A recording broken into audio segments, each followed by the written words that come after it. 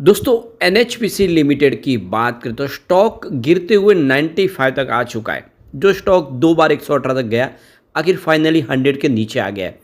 ऐसे में क्या इस स्टॉक से हमें निकल जाना चाहिए या फिर एक तरह से ये अपॉर्चुनिटी है निचले लेवल से खरीदारी की?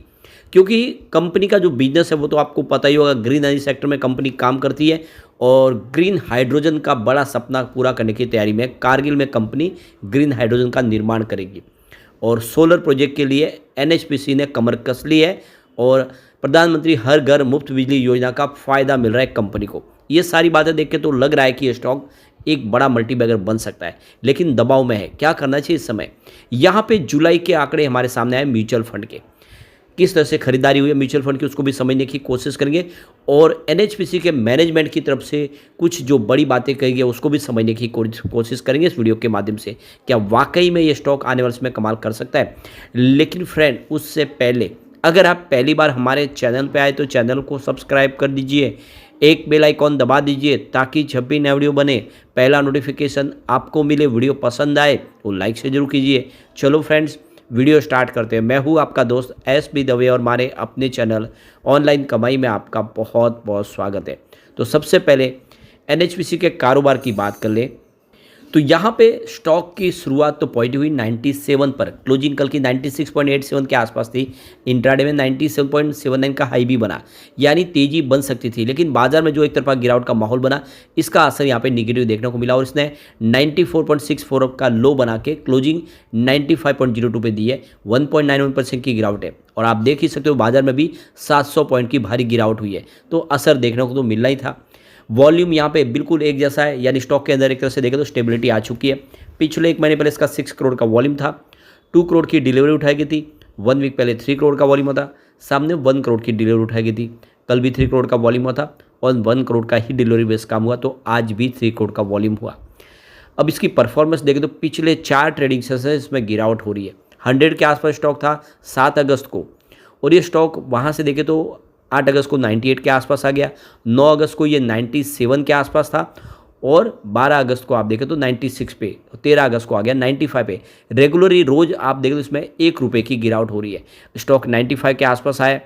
अब यहाँ पे देखें, इससे पहले भी अगर आप देखें तो स्टॉक 2-3 दिन गिरा ही था। अब क्लियरली आप देख सकते हो कि यह 1 अगस्त को 105 की इसने हाई बनाई थी, उसके बाद में लगातार गिरते हुए 90 पे, लेकिन उसके बाद फिर इसने 100 को दिखा देता है। इससे एक बात तो क्लियरली समझ में आ रही है कि इस लेवल से इसके अंदर फिर एक करंट आता है, तो निचले लेवल से हो सकता है कि एक बाउंस बैक दे।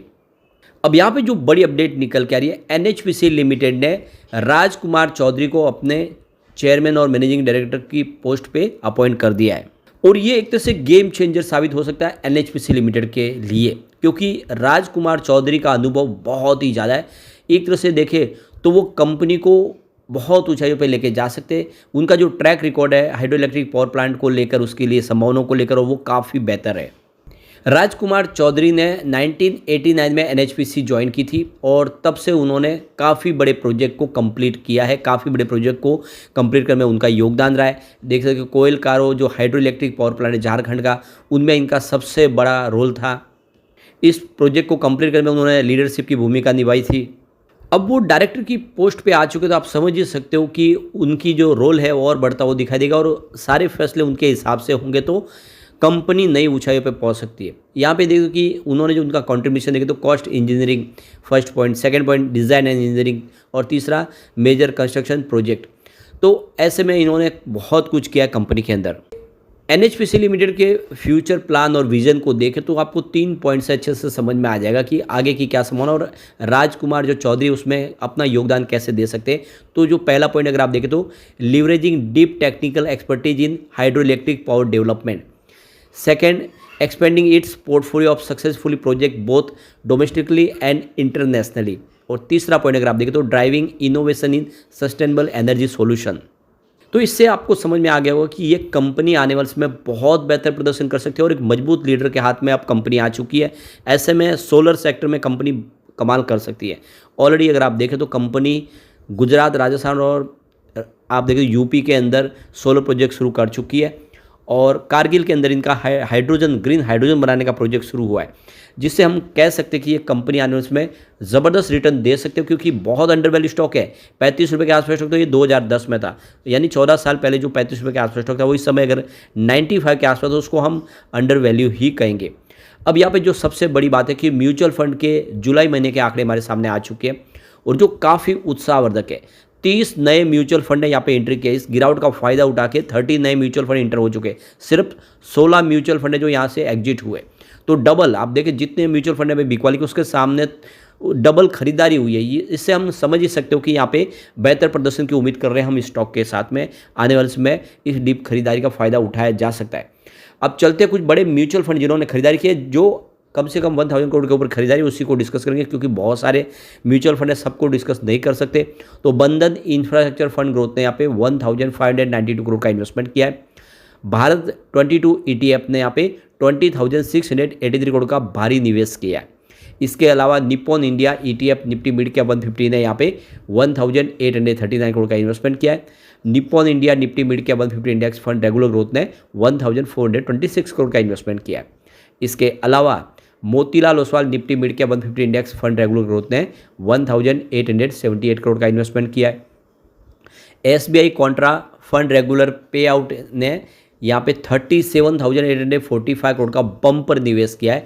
HSBC एग्रेसिव हाइब्रिड फंड ने 5,716 करोड़ का निवेश किया है। तो DSP इंडिया TIGER फंड ने 4,896 करोड़ का इन्वेस्टमेंट किया है। ICICI प्रूडेंशियल इंफ्रास्ट्रक्चर फंड ने 6,062 करोड़ का इन्वेस्टमेंट किया है।